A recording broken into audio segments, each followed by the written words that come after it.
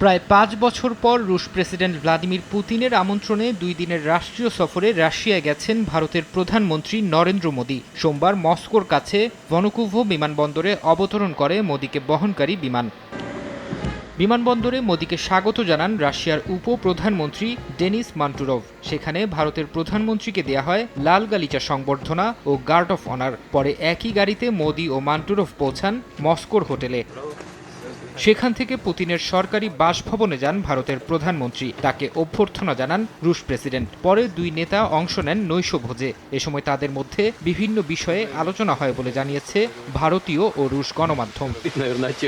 মঙ্গলবার রুদ্ধদ্বার বৈঠকে বসবেন মোদি পুতিন। বৈঠকে রাশিয়া ও ভারতের মধ্যে ঐতিহ্যগত মিত্রতার ভবিষ্যৎ উন্নয়ন নিয়ে আলোচনা হবে। ভারতের পররাষ্ট্র মন্ত্রণালয় জানিয়েছে, দ্বিপক্ষীয় বিষয় তো বটেই, সমসাময়িক নানা আঞ্চলিক এবং আন্তর্জাতিক বিষয় নিয়ে দুই নেতার মধ্যে কথা হবে।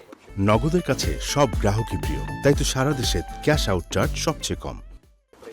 ঐতিহাসিকভাবে রাশিয়ার সঙ্গে গভীর সম্পর্ক রয়েছে ভারতের। যদিও অর্থনৈতিক সহ নানা কারণে যুক্তরাষ্ট্রেরও সম্পর্ক জোরদারে মনোযোগী নয়াদিল্লি। মোদির শেষ রাশিয়া সফর ছিল ২০১৯ সালে। এবারের দুদিনের সফর শেষে রাশিয়া থেকে অস্ট্রিয়ায় যাবেন তিনি। এর একদিন পর ফিরবেন ভারতে।